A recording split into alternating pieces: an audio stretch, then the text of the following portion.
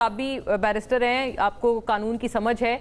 ये आप लोग ज्यादती नहीं कर रहे, तशद्दुद नहीं कर रहे। एक शख्स बीमार है और फिर उसके ऊपर अगर आप उसको एडिक्वेट तिब्बी सहूलियात नहीं दे रहे। और बैरिस्टर अकील मलिक साहब ने भी जैसे ट्वीट किया है ना, उन्होंने भी कहा है कि हर कैदी की सेहत रियासत की जिम्मेदारी है। लेकिन वो कहते हैं कि ये लॉयर को क्या पता कि 85% बीनाई चली गई है, ये तो तिब्बी जो माहिरीन है वो बताएंगे। बट अगर किसी को नजर नहीं आ रहा, ये नाजरीन भी ट्वीट देख रहे हैं, अगर मतलब मुझे एक आंख से नजर नहीं आ रहा तो मैं बता सकती हूँ, I don't need a doctor for it, कि मैं बता रही हूँ भाई मुझे नजर नहीं आ रहा। तो आप उनकी बात क्यों नहीं मान रहे थे अगर वो आपको बार बार ये शिकायत कर रहे थे?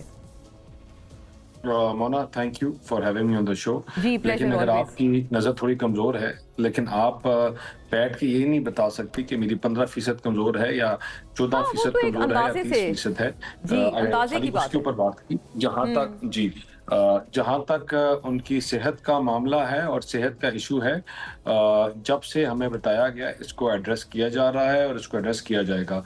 देखें, ये इसके ऊपर कोई दूसरी राय नहीं, और मैं क्योंकि I am the spokesperson of the party, तो I am very clear on this कि भाई के उनको जिस तरह की भी तिब्बी असिस्टेंस, कोई भी चीज़ चाहिए हो वो मौजूद है, उनको दी जाएगी, और फर्दर भी जो उनको चाहिए होगी उनको पूरा फैसिलिटेट किया जाएगा।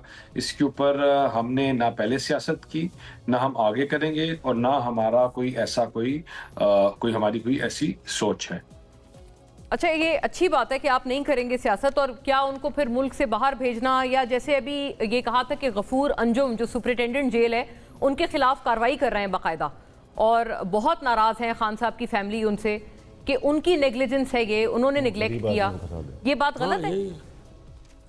नहीं जी, नहीं, कोई उनकी तरफ से कोई नेग्लिजेंस नहीं थी। इस चीज़ को पहले एडहेयर किया गया और पूरा इसको एड्रेस किया गया। और जब से ये कंप्लेन आई है उसको बिल्कुल उसी तरह एड्रेस किया जा रहा है। गफूर अंजुम साहब की तो इसमें कोई ना कोताही है, ना कोई इनकी वो है।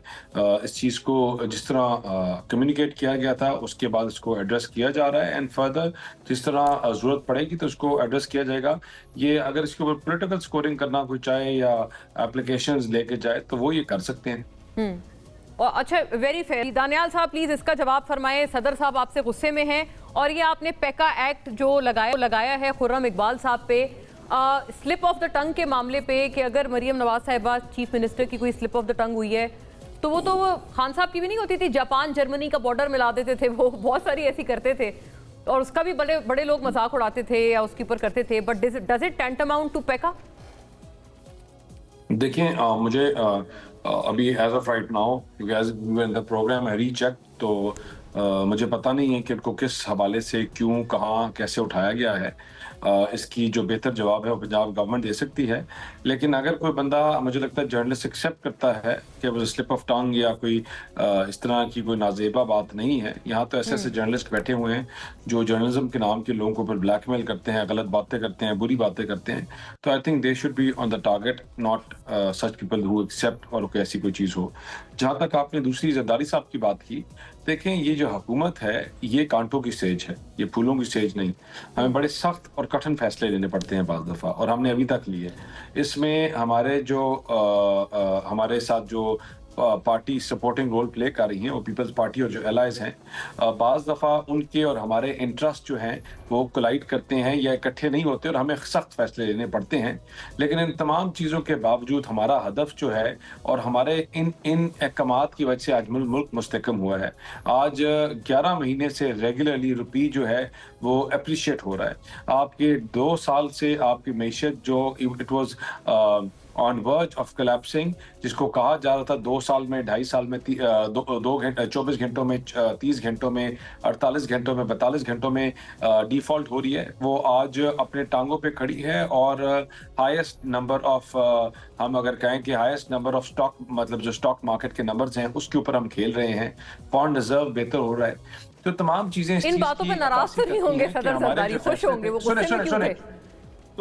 तो हमारे फैसले जो हैं वो कुछ कठिन, कुछ मुश्किल फैसले थे। उन मुश्किल फैसलों में सूबों के इश्यूज भी हैं, फाइनेंशियल इश्यूज भी हैं, और कुछ और फैसले भी हैं, लेकिन उनको एड्रेस किया जा रहा है। अगर हमारा और हमारे जितने भी साथ एलाइड हैं उनका अल्टीमेटली हदफ ये है कि पाकिस्तान को मजबूत करना है, इस सफाज को मजबूत करना है, मुल्क की मईशत को मुस्तकम करना है, तो तमाम ग्रीवेंसेस जो है वो तो सेकेंडरी और अगर हल हो सूबों की जाएंगे। बात आ जाती और है उनके जो दानियाल साहब, पर्सनल आपको पता है ये पीपल्स पार्टी हमेशा कहते हैं कि ये हमारी रेड लाइन है, और जब पिछली दफा भी ये बात चल रही थी 27वीं तरमीम के हवाले से तो उन्होंने बहुत ज्यादा मुखालफत की थी, और फिर वो वाकईतन वो पीछे भी हो गई थी चंद तरामीम। तो अभी भी वो इसको अगर रेड लाइन कहेंगे तो आप क्या कैसे मैनेज करेंगे? They may just quit the coalition, won't they? देखें, हमने तो मुल्क को सीधा करना है और ठान कर आए हैं, और जब भी हमें मुल्क मिला तो हमने उसको कभी दहशतगर्दी में, कभी लहू लहान, हमने अपनी पूरी जोर लगाकर चीज़ों को बेहतर किया। हम बात क्या कर रहे हैं? हम कह रहे हैं कि एनएफसी को दोबारा रिवाइज किया जाए, तरीकाकार ऑफ डेवोल्यूशन। देखें 18वीं तरमीम का स्पिरिट क्या है? डेलीगेशन और डेवोल्यूशन ऑफ पावर। जब devolution of power, local body act को आपने एम्पावर ही नहीं किया आइन में, और आपने तयन ही नहीं कर दिया कि कैसे होने हैं, कब होने हैं, पैसे लोस्ट लेवल तक कैसे जाएंगे, तो हाउ डू एक्सपेक्ट कि जो स्पिरिट है वो एड्रेस हुआ है? ये हम डे वन से कह रहे हैं कि हमने 18वीं तरमीम का स्पिरिट एड्रेस करवाना है, और इंशाल्लाह इससे जमहूरियत और आपका मुल्क जो है मजबूत होगा। डेवोल्यूशन ऑफ पावर का जो Easier said than done, Daniyal साहब, ये आपको पता है ये इतनी आसानी ढक्कनों की तो पावर आप देते नहीं है रिस्पेक्टिव जो सफाई का इंस्पेक्टर होता है, ठीक है, वो सीएम साहब आप गटर के ढक्कनों की पावर नीचे डिवॉल्व करने के हक में नहीं है। कौन सा जो लोकल गवर्नमेंट का इन्होंने एक्ट बनाया है उसमें कौन सा डेवोल्यूशन का इन्होंने बनाया? देखें अरबों रुपए हैं पंजाब के, ये अपनी डिस्क्रिप्शन। दानियाल साहब मुकम्मल तो करें, दानियाल साहब की तकरीर खत्म ही नहीं हो रही। बात ये है कि ये कौन सा इन्होंने पेशेंटली आपकी बारी पे भी काफी नहीं, तो मेरी तो बात एजुकेट करती है ना, सुनना चाहिए। वो नहीं कर रहे। अच्छा दानियाल साहब, मानकर हम इसको ना सुन सके तो आई थिंक आगे दानियाल साहब, वो अभी फैसल चौधरी साहब ने एक इख्तिलाफी नोट उठाया है। वो कह रहे थे कि शायद वजीर आला मरियम नवाज साहिबा भी डेवोल्यूशन की बहुत ज्यादा हामी नहीं है, और वो कहते हैं वो तो गटर के ढक्कन भी वो डिवॉल्व नहीं करना चाहती, जो ऑफ कोर्स ये तो मेयर या जो जिले इंतजामिया जो वहाँ पे सैनिटरी इंस्पेक्टर होता है उसका काम है। बताएं, वो मैं खैर ऐसा वर्ड क्या इस्तेमाल करूं, कहते हैं सैनिटरी इंस्पेक्टर। नहीं, सैनिटरी इंस्पेक्टर एक ऑफिस है भाई, एक होता है खुदा के लिए, ये कोई आप इसको ये ना समझो। सीएम की जो जुरिस्डिक्शन है वो हाईएस्ट से लोएस्ट लेवल को मैनेज करना और देखना, and if she is very categorical on all these things. अगर आप कंपैरेटिव एनालिसिस करें और सूबों के चीफ मिनिस्टर्स की और मरियम नवाज साहिबा की, तो कोई कंपैरिजन नहीं है, कोई कंपैरेटिव एनालिसिस नहीं हो सकता। नहीं, बाकी बेहतर है। सूबे की लॉ एंड ऑर्डर की सिचुएशन देखें, बाकी बेहतर है।